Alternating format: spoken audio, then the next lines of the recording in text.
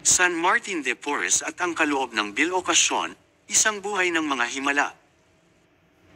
Panimula, si San Martin de Porres, 1579 hanggang 1639, ay isang Peruvian lay brother ng Dominican Order na kilala sa kanyang matinding kababang loob, malalim na pananampalataya, at mga kapangyarihang himala. Isa sa mga pinaka-nakakamangha at misteryosong kakayahang ipinagkaloob sa kanya ay ang kaloob ng Bill Ocasio, ang kakayahang naruroon sa dalawang lugar ng sabay.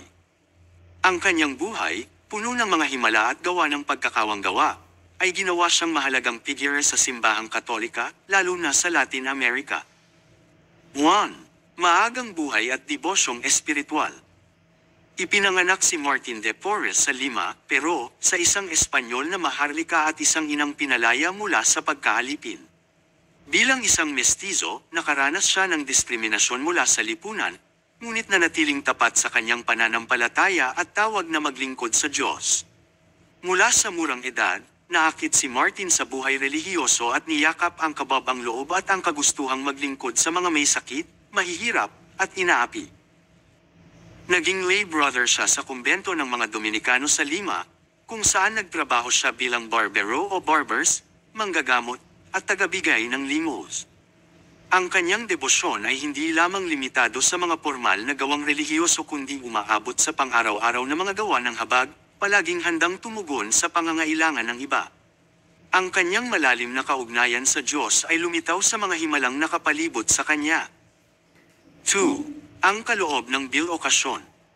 Isa sa mga pinaka-natatanging kaloob na ipinagkaloob kay San Martin de Porres ay ang Bill Ocasio, ang sobrenatural na kakayahang naruroon sa dalawang lugar ng sabay. Sa buong buhay niya, maraming ulat ang nagpatunay sa kakaibang pangyayaring ito, na marami sa mga ito ay iniulat ng mga taong nakita siyang naroon sa isang lugar habang siya ay kilalang naroon sa ibang lugar. Ilan sa mga kilalang pangyayari ng Bill Ocasio ay ang mga sumusunod. Pagtulong sa mga may sakit at mahihirap sa malalayong lugar. Bagaman hindi kailanman pisikal na umalis si Martin mula sa Peru, maraming saksi ang nakakita sa kanya na naglilingkod sa mga may sakit at mahihirap sa Mexico, China, Japan, at Africa. Sa kanyang panahon, kumalat ang balitang siya'y lumilitaw sa mga banyagang bansa upang mag-alay ng kaginhawaan, pagpapagaling, at minsang lumitaw sa mga mapanganib na sitwasyon upang magligtas ng buhay. Sa bayang presensya sa kumbento at mga tahanan, madalas na nakita si Martin sa loob ng kumbento ng mga Dominikano habang siya rin ay nasasaksihan sa mga tahanan ng mga may sakit at nangangailangan sa paligid ng Lima. Kilala siya sa kanyang milagrosong paglitaw sa mga may sakit na kinakailangang gamutin agad, nagdarasal para sa kanila o nagbibigay ng kaginhawaan kahit na siya ay abala sa ibang mga gawain. Ang mga ulat ng Bill Ocasio na ito ay nagbigay dangal pa sa kanyang reputasyon bilang isang banal na tao na ang kaluluwa ay lumalampas sa mga limitasyon ng oras at espasyo dahil ang kanyang gawain sa lupa ay ginabayan ng banal na intervention. 3. Iba pang mga himala ni San Martin de Porres. Bagamat ang Bill Ocasio marahil ang pinakatanyag na kaloob na ipinagkaloob kay San Martin, ang kanyang buhay ay puno ng iba pang mga himalang nagpapatibay ng kanyang malalim na pananampalataya. Pagpapagaling, kilala si San Martin sa kanyang kakayahang magpagaling ng mga may sakit. Madalas niyang inaalagaan ang mga tinaguriang walang lunas, gamit ang kanyang kaalaman sa herbal medicine na sinamahan ng think time na panalangin. Hindi mabilang ang mga photo na nagsasabing ang mga taong may malulubhang sakit tulad ng paralysis, ketong, at lagnat ay gumaling sa kanyang tulong. Paglutang, katulad ng maraming mga santo na kilala sa kanilang mga mystical na karanasan, nasaksihan din si Martin na lumulutang habang nasa malalim na panalangin. Ikinwento ng mga saksi na siya ay nalulubog sa espiritual na pakikipag-ugnayan sa Diyos kaya't ang kanyang katawan ay umaangat ng ilang talampakan mula sa lupa, lumulutang sa isang kalagayan ng espiritual na kaligayahan. Mga himala sa mga hayop, isang kilalang kwento ang nagsasabing si San Martin ay kayang makipag-usap sa mga hayop. Pinapakain niya ang mga daga, aso, at mga ibon, tinatawag silang magkasamang kumain ng payapa. Sa isang pagkakataon, napapayag pa niya ang isang grupo ng mga daga na umalis sa kumbento kapalit ng pagkain sa labas, na nagpapakita ng kanyang habag na hindi lamang limitado sa mga tao kundi pati na rin sa mga nilalang ng Diyos. Pagpaparami ng pagkain tulad ng himala ni Kristo ng pagdami ng tinapay at isda, naiulat din na si Martin ay milagrosong nagparami ng pagkain sa panahon ng taggutom o kapag pinapakain ang mga mahihirap. Sa ilang pagkakataon, nakapagbigay siya ng pagkain sa malaking bilang ng tao, kahit na tila hindi sapat ang nakahanda para sa ilan lamang. 4. Pamana at kanonisasyon. Ang buhay ni Martin de Porres na puno ng mga himala, kabilang ang kanyang kaloob ng bilokasyon, ay nag-iwan ng hindi mapapantayang bakas sa espiritualidad ng simbahang Katolika. Ang kanyang debosyon sa mga nangangailangan at ang kakayahang lampasan ang mga pisikal na limitasyon sa pamamagitan ng mga himala ay naging simbolo ng pag-ibig at pagkakawanggawan ng Diyos. Siya ay kinanonisa noong 1962 ni Papa Juan XXIII at naging unang itim na santo ng Amerika. Ngayon, siya ay kinikilala bilang patron ng pagkakasundo ng mga lahi, katarungang panlipunan, mga manggagawa sa pampublikong kalusugan, at mga naghahanap ng kagalingan. Pagtatapos, isang huwaran ng banal na pag-ibig. Si San Martin de Porres ay hindi lamang inaalala para sa kanyang mga sobrenatural na kaloob tulad ng bilokasyon, kundi pati na rin sa kanyang walang sawang paglilingkod sa mga nangangailangan. Ang kanyang buhay, na puno ng mga himala, ay isang makapangyarihang patutos sa mga banal na posibilidad ng isang mapagpakumbabang pusong handang magmahal at maglingkod. Ang kanyang kwento ay patuloy na nagbibigay inspirasyon sa milyon-milyong tao sa buong mundo, hinihimok ang bawat isa na magpakita ng pagkakawanggawa, kabaitan, at matibay na pananampalataya sa harap ng mga pagsubok. Si San Martin de Porres ay kilala rin sa pagkakaroon ng malapit na pagkakaibigan sa isa pang banal na figura, si Santa Rosa de Lima, ang kauna-unahang santo ng Latin America. Ang kanilang pagkakaibigan ay itinuturing na espiritual, dahil pareho silang nagbahagi ng malalim na debosyon sa Diyos at sa paglilingkod sa mga mahihirap at may sakit. Si Santa Rosa ay kilala rin sa kanyang kababang loob at matinding penitensya, at tulad ni San Martin, siya rin ay naging inspirasyon ng maraming mga deboto. Bukod pa rito, isa sa mga hindi pangkaraniwang kakayahan ni San Martin de Porres ay ang makipag-ugnayan sa iba't ibang mga hayop, maging ang mga nilalang na madalas ituring na peste tulad ng mga lamok. Kilala siya sa kanyang habag hindi lamang para sa mga tao kundi pati na rin sa mga hayop. May mga kwento na naglalarawan ng kanyang kakayahang kausapin at pakitunguhan ang mga hayop ng may kahinahunan. Minsan, inutusan niya ang mga lamok na huwag manggulo, at tumalima ang mga ito, na nagpapakita ng kanyang pambihirang kakayahan sa pakikipag-ugnayan sa buong nilikha. Ang kakayahang ito ni San Martin ay isa sa mga halimbawa ng kanyang kabutihan at habag na umaabot hindi lamang sa mga tao kundi sa lahat ng nilalang, nagpapakita ng isang malalim na pagkilala sa kahalagahan ng bawat nilikha ng Diyos. Si San Martin de Porres ay kilala bilang patron ng maraming sektor ng lipunan, lalo na ang mga taong nangangailangan. Narito ang mga mahahalagang aspeto ng kanyang patronage. 1. Patron ng mga nurse. Dahil sa kanyang malalim na malasakit at pag-aalaga sa mga may sakit, si San Martin de Porres ay kinikilala bilang patron ng mga nurse. Kilala siya sa pagbibigay ng lunas at pagpapagaling sa mga tao gamit ang kanyang kaalaman sa mga halamang gamot. 2. Patron ng mga ulila. Ipinakita ni San Martin ang kanyang malasakit sa mga ulila sa pamamagitan ng pagbibigay ng tirahan at pagmamahal sa mga batang walang pamilya, na siyang dahilan kung bakit siya kinikilala bilang patron ng mga ulila.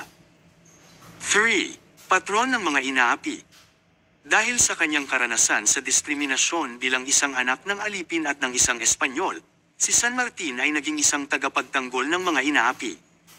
Ipinakita niya ang malasakit at pagkakapantay-pantay sa lahat ng tao, anuman ang kanilang lahi o katayuan sa buhay. 4. Patron ng katarungan. Kilala rin siya sa pagiging makatarungan, palaging iniisip ang kapakanan ng mas nakararami. Sa kanyang mga gawaing kawanggawa, pinakita niya na ang katarungan ay hindi lamang sa salita kundi sa gawa. 5. Patron ng mahihirap. Si San Martin de Porres ay buong pusong naglingkod sa mahihirap. Kilala siya sa pagbibigay ng pagkain, damit, at iba pang pangangailangan sa mga naghihirap na walang kapalit. 6. Patron ng mga may sakit. Bukod sa pagiging patron ng mga nurse, siya rin ay patron ng mga may sakit dahil sa kanyang himala ng pagpapagaling, hindi lamang gamit ang mga halamang gamot kundi pati na rin ang mga dasal. 77. Patron laban sa diskriminasyon. Bilang isang mestizo na nakaranas ng matinding diskriminasyon sa kanyang panahon, si San Martin ay naging simbolo ng pagkakaisa at pagkapantay-pantay, tumutulong sa mga inaapi at inuusig dahil sa kanilang lahi o katayuan. A. Patron ng kawang gawa. Ang kanyang buong buhay ay inilaan sa pagtulong sa iba. Sa pamamagitan ng kanyang hindi matatawarang gawaing kawang gawa, siya ay kinilala bilang patron ng mga kawang gawa at pagmamalasakit sa kapwa. 9. Kaloob na ibinahagi sa iisang lugar. Si San Martin ay kilala sa pagpapakita ng kanyang mga himala at regalo sa mga tao sa kanyang sariling lugar, lalo na sa mga mahihirap at may sakit. Sa pamamagitan ng kanyang mga biyaya at pagpapagaling, naging isang inspirasyon siya sa mga tao na magbigay sa kanilang sariling komunidad. Ang buhay ni San Martin de Porres ay isang inspirasyon ng malasakit, pagkakapantay-pantay, at kabutihan, kaya't kinikilala siya bilang patron ng iba't ibang sektor ng lipunan, lalo na ang mga nangangailangan. Ayon sa mga pilosopo, teologo, Bible commentators, at scholars, si San Martin de Porres ay tinutukoy bilang isang mahalagang halimbawa ng kabanalan at malasakit, lalo na sa konteksto ng Kristyanismo at sa mga aral ng Biblia. Narito ang ilang mga punto na sinasaliksik ng mga manunulat at iskolar tungkol sa kanya. 1. Pagkatao at kabutihan. Teologo at mga scholars ay madalas na inuugnay si San Martin sa tema ng virtue ethics, kung saan ang kanyang kabutihan, tulad ng pagpapakumbaba at malasakit sa kapwa, ay maituturing na ehemplo ng Christian virtue. Iniuugnay rin siya sa mga talata sa Biblia tulad ng Mateo Kapitulo 25 versikulo 35 hanggang 36. Ako'y nagutom at ako'y inyong pinakain, na nagtatampok ng malasakit sa mahihirap at nangangailangan, na makikita sa kanyang mga gawa ng kawang gawa. 2. Katarungan at kapantayan. Bilang isang anak ng isang alipin at Espanyol, sinuri ng mga pilosopo at teologo ang kanyang mga karanasan sa diskriminasyon, at ito'y nagbigay daan sa pagtingin sa kanyang buhay bilang isang inspirasyon sa pagsusulong ng katarungan at pagkakapantay-pantay. Isinasaalang-alang din siya sa ilalim ng teorya ng social justice sa Kristyanismo, na pinagtutuunan ng pansin ang pagtataguyod ng mga karapatan ng mahihirap, inaapi, at mga biktima ng diskriminasyon, isang advokasya na pinanghawakan niya. 3. Pagpapagaling at himala. Ayon sa mga commentary ng Biblia, ang mga himala ng pagpapagaling ni San Martin de Porres ay iniuugnay sa mga talata tulad ng Santiago Kapitulo 5 versikulo 14 hanggang 15, na nagtatampok ng panalangin para sa mga may sakit. Maraming theologians ang tumutok sa kanyang espiritual na kapangyarihan na hindi lamang limitado sa pisikal na lunas kundi pati na rin sa pang-espiritual na aspeto ng pagpapagaling. Scholars rin ay nagsasaliksik sa kanyang kakayahang makapagpagaling ng mga may sakit bilang isang tanda ng biyaya ng Diyos, at iniuugnay ito sa iba pang mga santo na kilala rin sa mga himala ng pagpapagaling. 4. Paglilingkod sa kapwa. Ang kanyang paglilingkod ay madalas na inuugnay sa aral ng Kristyanismo ukol sa servant leadership, na itinuturo ni Jesus sa mga ebanghelyo. Ayon sa mga Bible commentators, si San Martin de Porres ay isang makabagong halimbawa ng pagiging lingkod ng Diyos sa pamamagitan ng paglilingkod sa kapwa. 5. Simbolo ng pagkakaisa ng lahi. Dahil sa kanyang pinagmulang lahi, isang mestizo ng itim at Kastila, pinag-aaralan ng mga scholars ang kanyang buhay bilang isang simbolo ng pagkakaisa sa kabila ng lahi. Nakaranas siya ng diskriminasyon ngunit ipinakita niya na ang lahat ng tao, anuman ang kanilang kulay o pinagmulan, ay may pantay na dignidad sa mata ng Diyos. 6. Kawang gawa bilang pagsunod sa ebanghelyo. Pinapakita ng mga pilosopo at teologo na ang kawang gawa ni San Martin ay ang mismong puso ng mga utos ni Kristo tungkol sa pagmamahal sa kapwa. Tingnan ang Mateo Kapitulo 22 versikulo 39, ibigin mo ang iyong kapwa gaya ng pag-ibig mo sa iyong sarili. Ang mga Bible commentators ay madalas na nagsasabi na si San Martin ay isang buhay na halimbawa ng mga talata ng Biblia na tumutukoy sa paglilingkod sa mga dukha at inaapi. 7. Disiplinang espiritual. Ayon sa mga theologians, ang kanyang buhay ng pag-aayuno, pagdarasal, at pagtitiis sa sariling paghihirap ay nagpapatutuo sa kanyang malalim na kabanalan. Pinag-aaralan din ng mga scholars kung paanong ang kanyang spiritual disciplines ay nakaangkol sa tradisyon ng mga santo na nagpapakita ng masidhing debosyon at sakripisyo para sa kapakanan ng ibang tao. Conclusion. Ayon sa mga pilosopo, teologo, Bible commentators, at scholars, si San Martin de Porres ay isang makapangyarihang simbolo ng Kristiyanong kabanalan at malasakit. Ang kanyang buhay ay pinag-aaralan bilang modelo ng pag-ibig sa Diyos at kapwa, lalo na sa mga marginalisado. Ang kanyang mga karanasan sa diskriminasyon, kawanggawa, at pagpapagaling ay nagbibigay inspirasyon sa teolohiya ng katarungan, pantay-pantay na karapatan, at malasakit sa mga nangangailangan. Si San Martin de Porres ay kilala bilang patron ng maraming sektor ng lipunan, lalo na ang mga taong nangangailangan. Narito ang mga mahahalagang aspeto ng kanyang patronage. 1. Patron ng mga nurse. Dahil sa kanyang malalim na malasakit at pag-aalaga sa mga may sakit, si San Martin de Porres ay kinikilala bilang patron ng mga nurse. Kilala siya sa pagbibigay ng lunas at pagpapagaling sa mga tao gamit ang kanyang kaalaman sa mga halamang gamot. 2. Patron ng mga ulila. Ipinakita ni San Martin ang kanyang malasakit sa mga ulila sa pamamagitan ng pagbibigay ng tirahan at pagmamahal sa mga batang walang pamilya, na siyang dahilan kung bakit siya kinikilala bilang patron ng mga ulila. 3. Patron ng mga inaapi. Dahil sa kanyang karanasan sa diskriminasyon bilang isang anak ng alipin at ng isang Espanyol, si San Martin ay naging isang tagapagtanggol ng mga inaapi. Ipinakita niya ang malasakit at pagkakapantay-pantay sa lahat ng tao, anuman ang kanilang lahi o katayuan sa buhay. 4. Patron ng katarungan. Kilala rin siya sa pagiging makatarungan, palaging iniisip ang kapakanan ng mas nakararami. Sa kanyang mga gawaing kawanggawa, pinakita niya na ang katarungan ay hindi lamang sa salita kundi sa gawa. 5. Patron ng mahihirap. Si San Martin de Porres ay buong pusong naglingkod sa mahihirap. Kilala siya sa pagbibigay ng pagkain, damit, at iba pang pangangailangan sa mga naghihirap na walang kapalit. 6. Patron ng mga may sakit.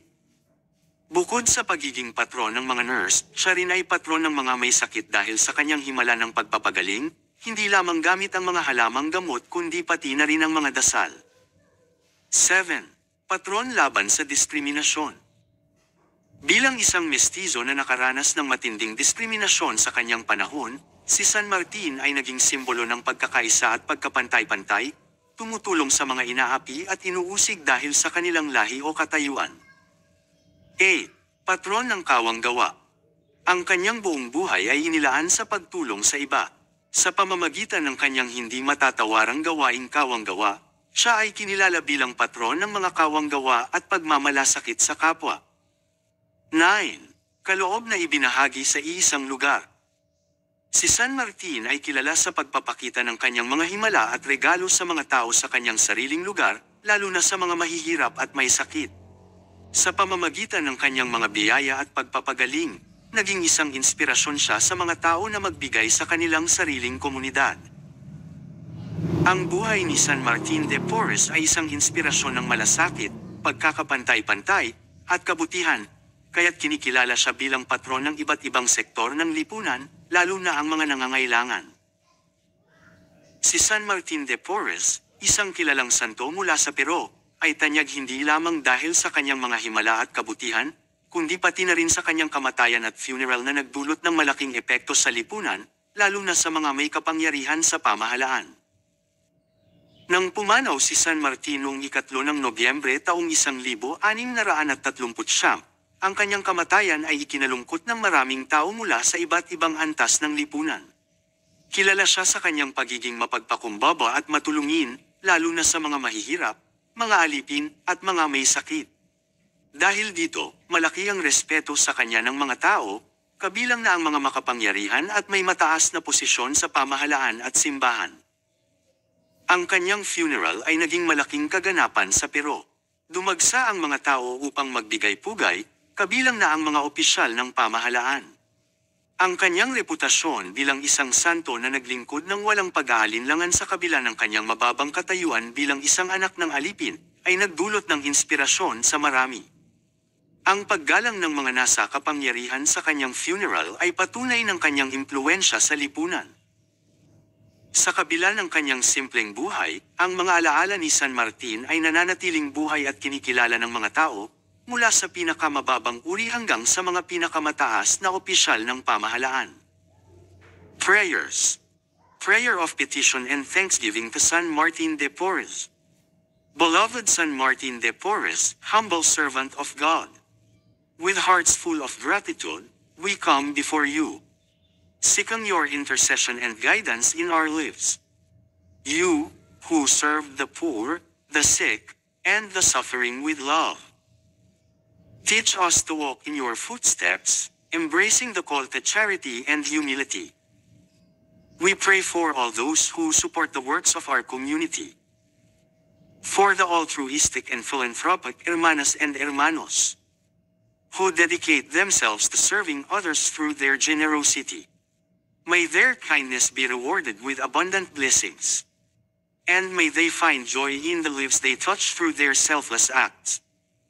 We offer thanksgiving for the Novenas sponsors, for their unwavering support of our prayers and devotions. Through their commitment, we are able to keep our faith alive, uniting as one community in praise and supplication to you, dear Saint. We pray for all the faithful partners who give their time, energy, and resources to every program and activity at San Martin de Porres Church and Community. May your light shine upon them, dear Saint, blessing their efforts and sustaining them in their mission to serve. Help us all to carry the spirit of compassion and love wherever we go. May we serve one another with the same spirit of humility and grace that you, San Martin, showed to all in need. Guide us, protect us, and fill our hearts with peace. Through Christ our Lord. Amen. San Martin de Porres, pray for us. Mama Mary, pray for us. Santo Padre Pio, pray for us. San Jose, pray for us. San Pedro Calungsod, pray for us. San Lorenzo Ruiz, pray for us. #SmedPlito. San Martin de Porres.